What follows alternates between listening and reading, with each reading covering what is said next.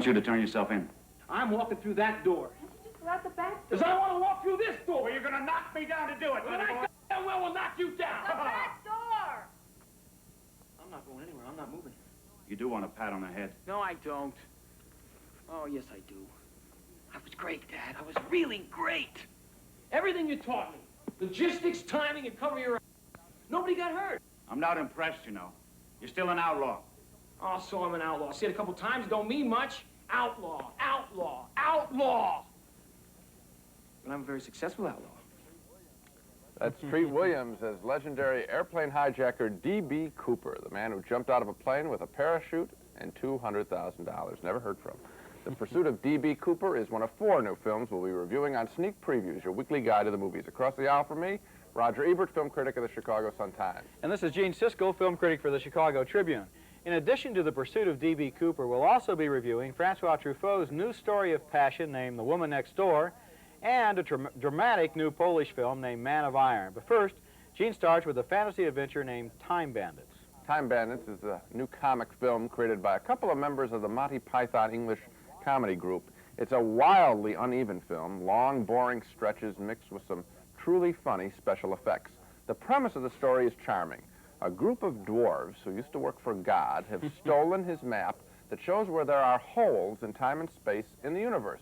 And this gang of little people decides to use the map for a masterful crime wave in which they're going to travel through time, drop in on famous historical characters, and swipe important relics from the likes of Robin Hood and Napoleon. Great idea. The movie starts with a marvelous scene, any kid's fantasy. The little boy is in bed for the night when all of a sudden, well, take a look. Turn that light off. It is off.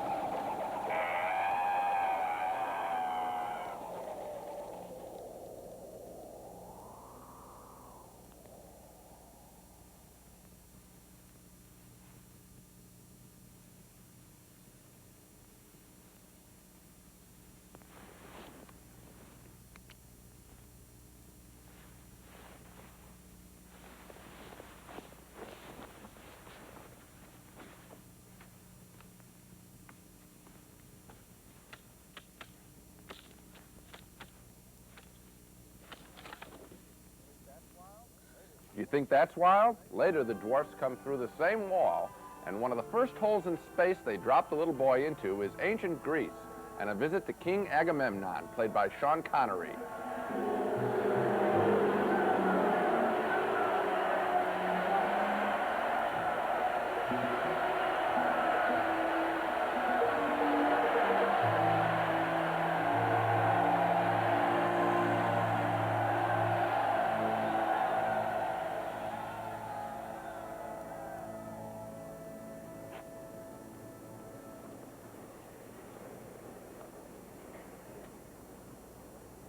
Saved my life, remember? The enemy of the people is dead!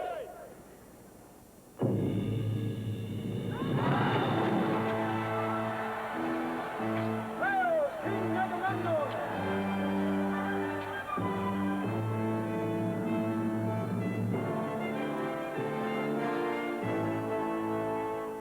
That was Sean Connery as King Agamemnon. A couple of these visits to famous characters, including that one, get awfully boring, and one trip to the good ship Titanic is so dull that the film completely grinds to a halt.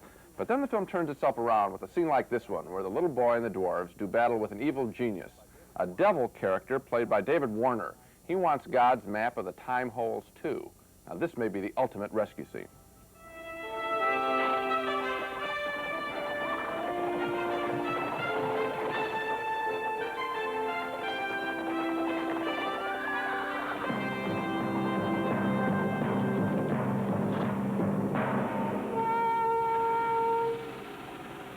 way, Ben. Over there.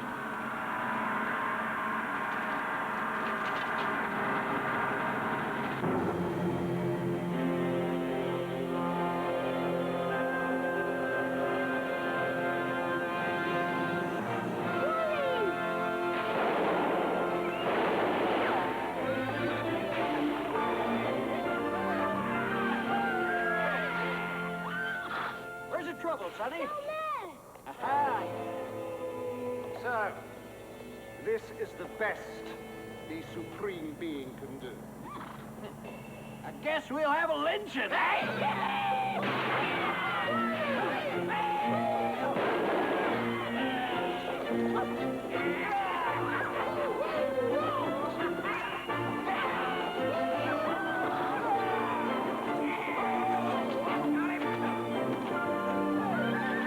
See, Sonny? No problem. Well, that seems a lot of fun, and there are other choice moments in the picture, too. But Time Bandits isn't all like that all the way through. Midway through the picture, in fact, I felt I had seen enough tricks and very much wanted the movie to be over. It has about 3 too many visits to famous historical people. That's why I really can't recommend Time Bandits as much as though I did enjoy a couple of its scenes. In fact, I think the 2 best are the ones we showed you. I think I enjoyed it a little bit more than you did, at least enough to recommend it, although I also did not think it was a great film. I think my expectations must have been very great when I walked in with this cast and with the Monty Python people And who that were first behind it. scene. And the wonderful first scene. But the problem is they have such a wealth of material, so many incidents and characters, and they go through them at the same breakneck speed. It's like a Keystone Cops chase through history. The thing that I can't figure out is, you know, comedies by tradition, especially one that's sort of pitched a little bit at young people like this is, 90 minutes, 85, 95 minutes. This film goes on much longer than that. Certainly feels like it goes on way longer than that. To what end? I don't get it. As I said, I liked it more than you did. I wonder whether children might not enjoy it more than we did, because it is endlessly inventive, and it does put this kid in the middle of all these grown-up situations where King Agamemnon and Robin Hood are talking to him and putting him up on their horse and things like that. That's fun for a kid to identify with. I suppose so. And another thing, the set decoration, the costume, the whole art direction of this film makes it really look like a terrific film. Yeah, but the adults that are sitting there are going to be bored intermittently and regularly. So, yes and no. Okay. Our next film was made by Francois Truffaut. He's the great and prolific French filmmaker. His new film is called The Woman Next Door, and it deals with 2 of his favorite themes, men who are in love with being in love and women who do violence to men. They're both in this film. The Woman Next Door is about a man and a woman who were troubled lovers years ago. They've since married other people, and as the movie opens, they discover they've accidentally become next-door neighbors. Neither her husband nor his wife suspects anything at all about their mutual past together. And in this scene, after a chance meeting in a grocery store, the 2 former lovers experiment with the notion that they can be just good friends. Puisqu'on s'en est tirés tous les deux, autant devenir des amis, tu crois pas? Oui. Oui, tu as raison. Tu as raison. Au fond, je t'en veux autant du mal que je t'ai fait que de celui que tu m'as fait. C'est idiot. Enfin, je suis content. Je suis content que tu sois bien. Ah, j'aime mieux ça. La semaine prochaine, Philippe et moi, nous allons t'inviter à dîner. Avec Arlette, évidemment. Oui, Alors, pas question de faire faux bon, hein? C'est promis? c'est promis. Je serai là. Fidèle au poste.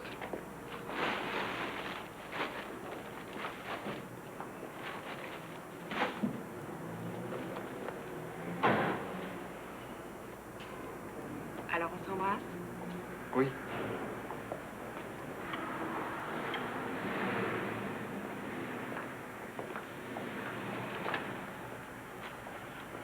Je voulais te demander encore quelque chose.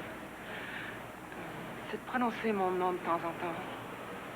Autrefois, je pouvais deviner à l'avance quand tu me devenais hostile, parce que tu pouvais passer une journée entière sans m'appeler Mathilde. Tu t'en souviens sûrement pas.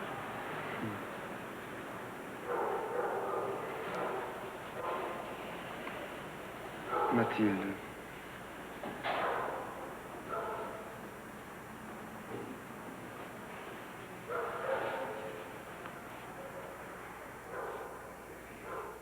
And right after that kiss, she swoons. That's Gerard Depardieu as the big lunk from next door, and the woman is played by a terrific newcomer named Fanny Ardant. What they get involved with during this movie is a deadly game of sensual ping pong. First, she wants to be his lover, but he rejects her. But then, just as she gets over him, he decides to abandon everything and run off with her. Sometimes, it almost seems, so they're deliberately trying to drive each other nuts. Now look at this scene. It begins with flirtation on the telephone and ends with very serious passion.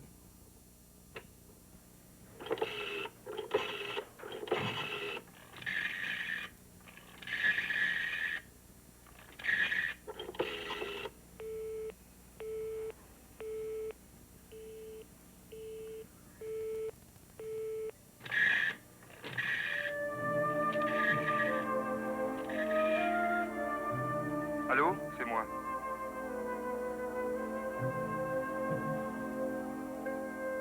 Bernard, écoute-moi. Retrouvons-nous demain à 6 heures. 37 rue de la Gare. N'oublie pas, 37 rue de la Gare à 6 heures.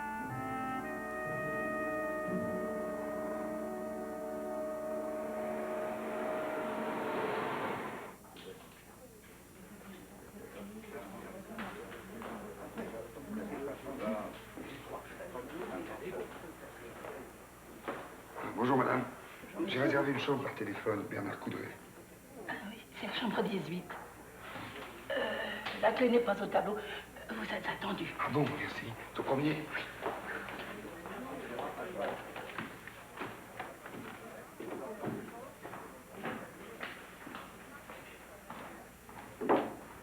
Monsieur?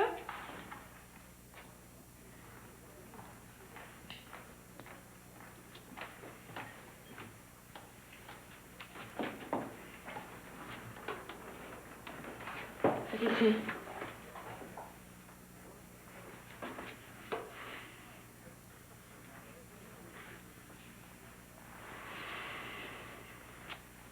Venez, monsieur.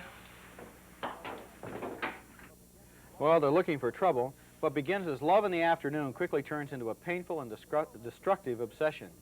Truffaut makes the lover's fatal mistake very clear in this film, and it's a failure to be honest, because both lovers conceal the truth from the people they're married to. What could have just been an old memory turns into a mutual game of deception, and in this film, deception is the lifeblood of adultery.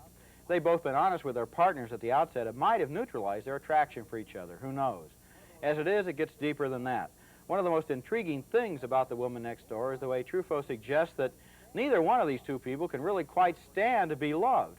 They only really get worked up about the other person when they're being rejected. I think The Woman Next Door is one of Truffaut's better films in recent years.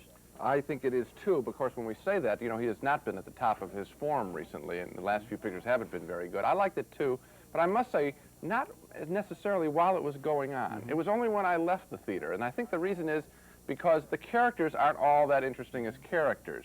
Their problem is fascinating, trying to recapture that long-lost love, trying to do it a second time, or as you suggest, getting in this syndrome of wanting to chase but not to be chased. It's an interesting problem. I don't think the characters are that appealing. I think the characters are more interesting the more you think about them, so I disagree with you. What is interesting is that what Truffaut does on the surface is make a fairly simple story. He starts out and says, this is the story of two houses. They're next door to each other. These people move in, and here's their situation. But then what happens is you almost have to read their minds because, as I said, first the guy is pursuing her, then she pursues him.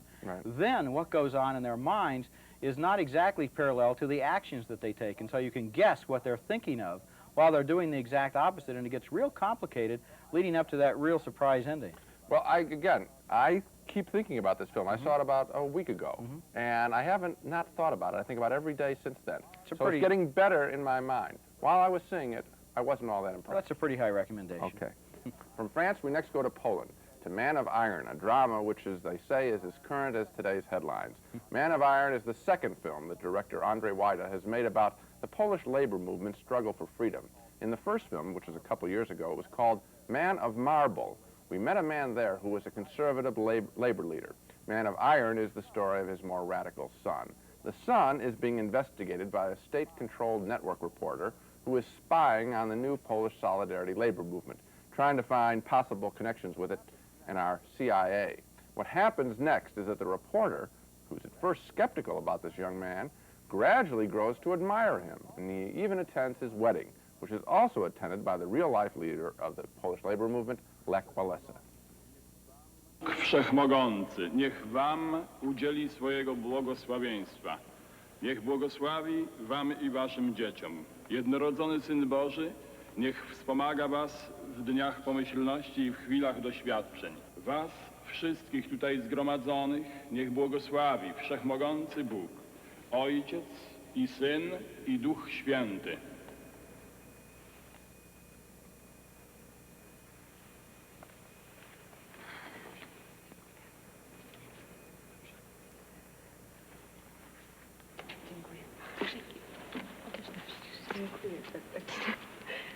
Maćku, tobie również wszystkiego najlepszego. Aby błogosławieństwo Boże towarzyszyło. Wszystkiego najlepszego na tej poważnej drodze życia. Myślę, że jednak z tej powagi skorzystajcie. A jak będziecie trudności, to wiecie nad nas jako świadków, że zawsze wam pomożemy. Dziękuję. Dziękujemy bardzo.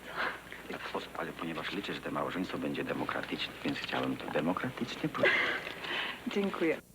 Man of Iron has one extraordinary effect. It makes the headlines and TV news stories coming out of Poland take on a human importance. Instead of just viewing Polish workers as a faceless group that we always see demonstrating on TV, in Man of Iron, we meet individual characters and get to spend some time with them, and we can relate to their cause as one person to another. It's not a perfect film. I found it melodramatic at times, a bit long, but the cumulative effect of the film is quite extraordinary. We do feel as though we're on the inside, watching the formation of a great labor movement with legitimate and important human goals, and not just a bunch of people haggling for, say, the size of their cost of living allowance. In that way, Man of Iron may be a great film.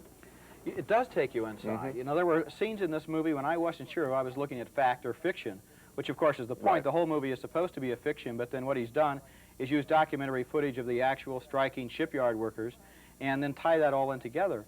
And what I enjoyed, too, was the fact that he makes these characters so three-dimensional and real and convincing as people, because there might have been a temptation on White's part to just say, well, I want to make an ideological statement about this situation. Could have been this very person boring. represents the government, this person represents solidarity. Yeah. But no, they're real people. And also, we are seeing it through the eyes of someone who is going through a change.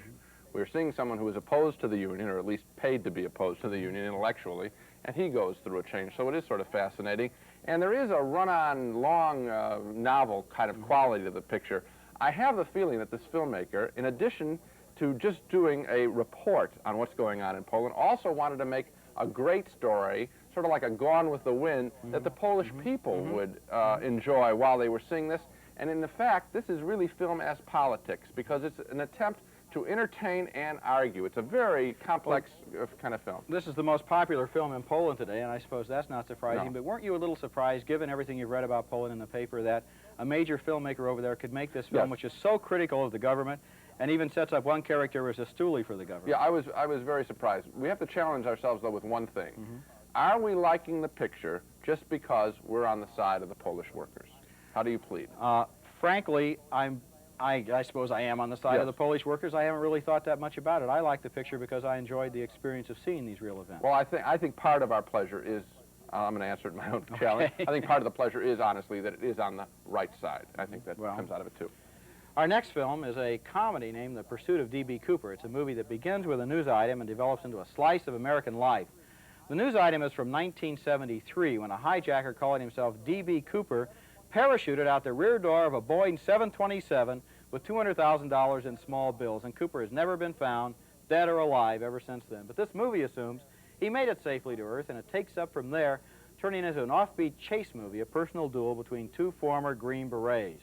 D.B. Cooper is played in the movie by Treat Williams, and when he was in Vietnam, his survival training instructor was Robert Duvall. Well, now Duvall is an insurance investigator for the airline, and in this scene, hot on the trail of his old Green Beret buddy, he talks to the skyjacker's wife in a bar. What kind of insurance does your company sell?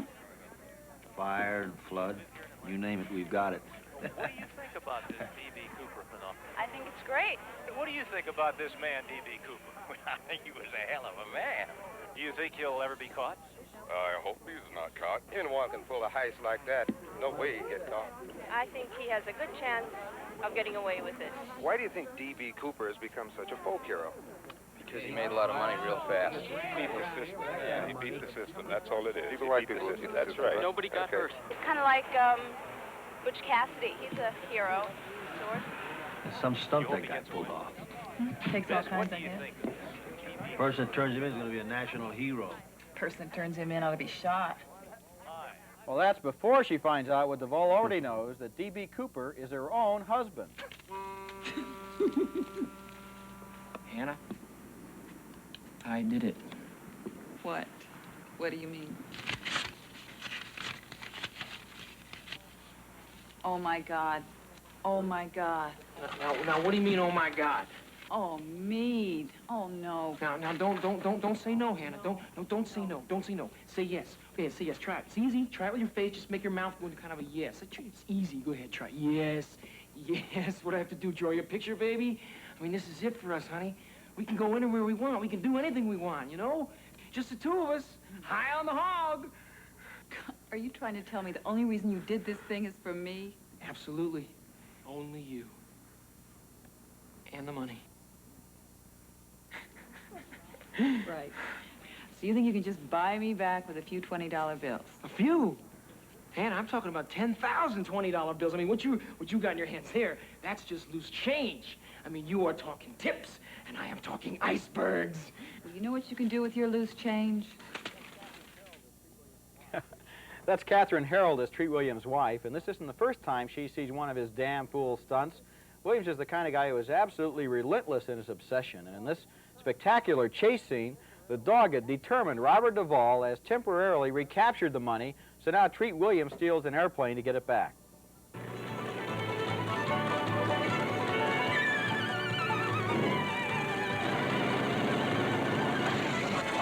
Don't quit on me now. Don't quit. Don't quit. Oh, what the hell?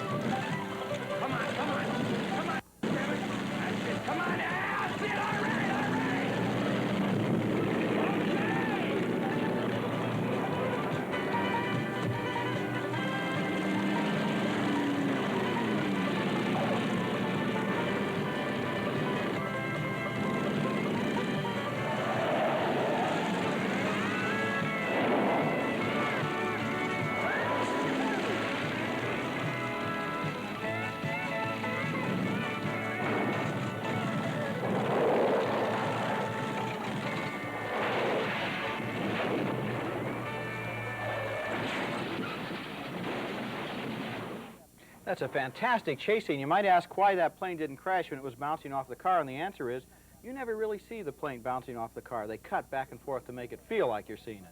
The Pursuit of D.B. Cooper has an appropriate title because the movie contains several more just as amazing pursuit scenes like that one. These guys chase each other down river rapids and over mountain roads with helicopters, pickup trucks, motorcycles. But The Pursuit of D.B. Cooper is not simply a chase movie. It concentrates on Cooper's personality instead of simply trying to document his crime. It's more of a whimsical, humorous look at eccentric American characters, retired Army generals, sharecroppers, pool players, mountain women. And in the loving way it portrays these offbeat people, it didn't remind me so much of a movie like Skyjack, for example, as, let's say, a movie called Melvin and Howard. It's a nice little film. It's well acted and persistently entertaining. Well, I agree that it has those two things going for it. It has the chases and it has the people. I just felt it did neither one very, very well. Really? I like that chase scene at the end. I can't deny that. But half of the time, I felt, I'm watching this duo between Treat Williams and Duvall, and I felt that both characters were very uptight. These are two good actors. I never felt them let go. The movie, as you know, I think, was directed by two people. A lot of production problems while they were making it, and I sort of felt that there was one half of the team wanted it to go into the chase area, the other half wanted it to be a personal story. I didn't notice the two characters being especially uptight, and what I also like was the fact that there are 8 or 9 other supporting characters in this film who had a lot of interest to it, real strange, bizarre, offbeat characters. Well, I know what you are saying is there. I didn't find it there, and I guess I noticed more the stuff in the rapids and the stuff with the plane, and to me that didn't make it all that special. Well, here are some films that are special, Gene. They have the dubious honor of being selected by Sparky the Wonder Dog as the Dogs of the Week. Okay, well, my dog this week is a Goldie Hawn comedy called Lovers and Liars. And you might think, hey, Goldie Hawn's made a new comedy. A year after Private Benjamin. Well, that's wrong. Lovers and Liars is an old Goldie Hawn comedy. She made it before, about 2.5 years ago in Italy. In the picture, Hawn plays a young American tourist in Italy on the run from her Chicago lover who lied to her. He's married. So who does she become involved with in Italy? Sure, a married man, Giancarlo Giannini. Easy, Sparky. This film is full of stupid slapstick and bad sound dubbing. He's moaning over here. It's a total waste of your time. In general, if a film comes out with an American movie star and the ad campaign is kind of quiet and the film was made in Europe, chances are it's a dog that they made earlier in their career. That's Lovers and Liars. Okay, Gene, I'll give it a pass. My dog this week is an obscure little psychological thriller named Haunt. And it's a movie with the most confusing and impenetrable plot I've come across in a long time. Mae Britt plays a woman who lives in the woods with her uncle and is constantly being assaulted by strange intruders. Things get so bad that she's attacked in the shower on 3 different occasions. That's 3 of the 6 shower scenes in this movie. And then at the end, it turns out that nothing happened the way we thought it did, and the dead man in the grave turns out to really be Mae Britt's pet goat.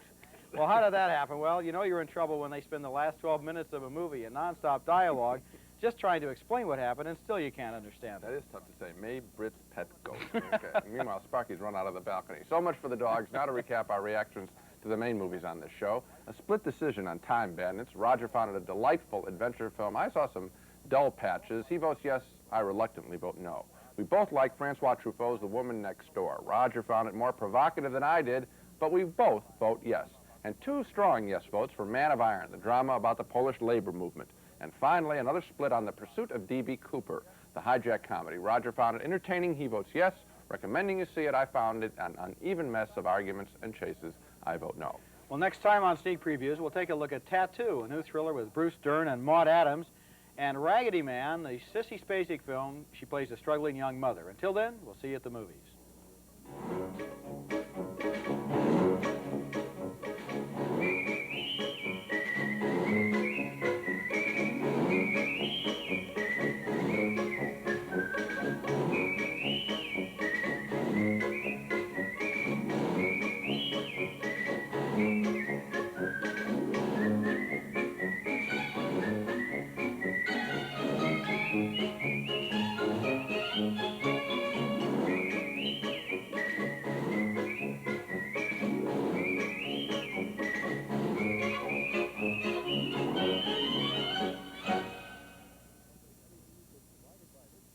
Funding for Sneak Previews was provided by this station and by other public television stations.